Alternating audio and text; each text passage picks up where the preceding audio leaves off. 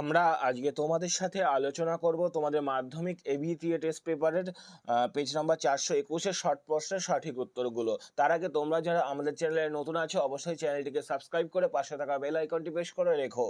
প্রথম প্রশ্ন, নতুন সামাজিক ইতিহাসের বিষয়বস্তু হলো, এক্ষেত্রে গয়েরটা হবে সাধারণ মানুষ।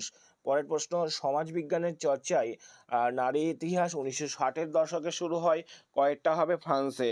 পরের প্রশ্ন, বাংলার নবজাগরণ ছিল, এক্ষেত্রে গয়েরটা হবে কলকাতা কেন্দ্রিক। পরের প্রশ্ন, কমিটি অফ পাবলিক ইনস্ট্রাকশনের সভাপতি ছিলেন, খয়েরটা হবে লর্ড মেগলে। পরের প্রশ্ন, নব্য বেদান্তবাদ প্রচার করেন, এক্ষেত্রে গয়েরটা হবে স্বামী বিবেকানন্দ। পরেরটা দেখো, হুল কথাটির অর্থ হলো, ঘয়েরটা হবে বিদ্রোহ।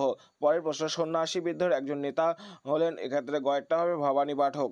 নেক্সট প্রশ্ন, মহারানী ঘোষণাপত্রের প্রধান উদ্দেশ্য ছিল, ক নম্বরটা হবে ভারতবর্ষের আনুগত্য অর্জন।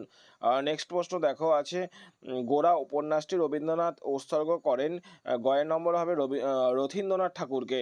পরের প্রশ্ন, জমিদার সভা স্থাপিত হয়, ক নম্বরটা হবে 1838 খ্রিস্টাব্দে।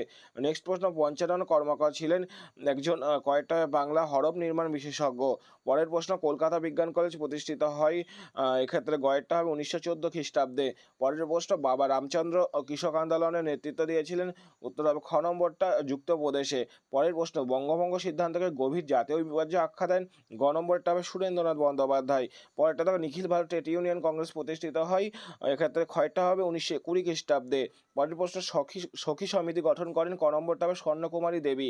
পরের প্রশ্ন, সূর্য সেন প্রতিষ্ঠিত বিপ্লবী দলের নাম হলো, এক্ষেত্রে গয়েরটা হবে ইন্ডিয়ান রিপাবলিকান আর্মি।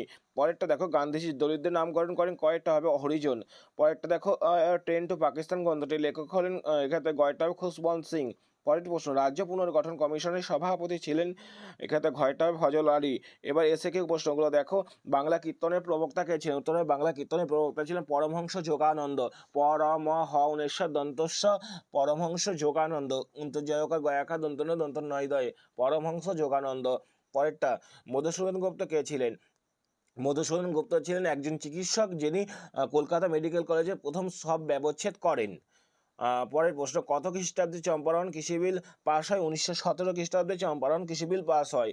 তারপরের প্রশ্ন, কাল্লাই সালকুড়ার কি লিখবে, ব্রিটিশ শাসিত ভারতে মুখ্য সচিব কার্লাইল স্বদেশী ও বয়কট আন্দোলন থেকে স্কুল কলেজের ছাত্রদের দূরে রাখার উদ্দেশ্যে 1905 খ্রিস্টাব্দের 10ই অক্টোবর যে সার্কুলার জারি করেন, তা কার্লাইল সার্কুলার নামে পরিচিত। আবার রিপিট করছি, ব্রিটিশ শাসিত ভারতে মুখ্য সচিব কার্লাইল স্বদেশী ও বয়কট আন্দোলন থেকে স্কুল কলেজের ছাত্রদের দূরে রাখার উদ্দেশ্যে 1905 খ্রিস্টাব্দের 10ই অক্টোবর যে সার্কুলার জারি করেন, তা কার্লাইল সার্কুলার নামে পরিচিত। এবার আমরা ঠিক ভুলগুলো দেখে নেব। প্রথম প্রশ্ন, মতুয়া ধর্মের প্রবর্তন করেন বীণাপাণি দেবী, এটি কিন্তু ভুল। তারপরটা দেখো, গুজরাটের খেদা জেলায় ধনী কৃষকদের কোন পতিদার বলা হয়, এটিও সঠিক। পরের প্রশ্নটা দেখো, দিগদর্শন পত্রিকাটি সাপ্তাহিক পত্রিকা হিসেবে প্রকাশিত হয়, এটি ভুল। পরেরটা, দীপালি সংঘের মুখপাত্রের নাম জয়শ্রী, এটি ঠিক।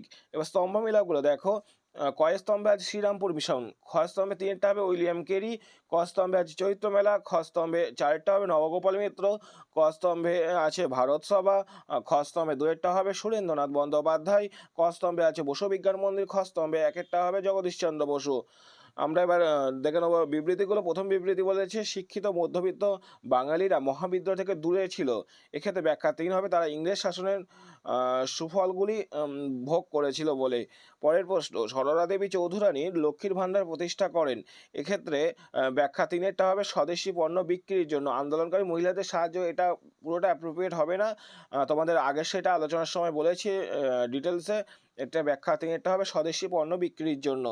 পরের প্রশ্ন, বঙ্কিমচন্দ্র আনন্দমঠ উপন্যাস লিখেছিলেন, ব্যাখ্যা একেরটা হবে, দেশাত্মবোধ জাগ্রত করতে। পরের প্রশ্ন দেখো, বলেছে রামমোহন রায় সতীদাহ প্রথা নিবারণে উদ্যোগ নেন, ব্যাখ্যা 3-এরটা হবে, নারীর অধিকার প্রতিষ্ঠা রামমোহনের লক্ষ্য ছিল। এই ছিল আজকের আমাদের আলোচনা। পরবর্তী সেটা আলোচনা পেতে অবশ্যই আমাদের চ্যানেলটিকে সাবস্ক্রাইব করে আমাদের সাথে থাকো এবং ভালো লাগলে কমেন্টস করো, বন্ধুদের মাঝে শেয়ার করো। ধন্যবাদ, আজ এই পর্যন্তই।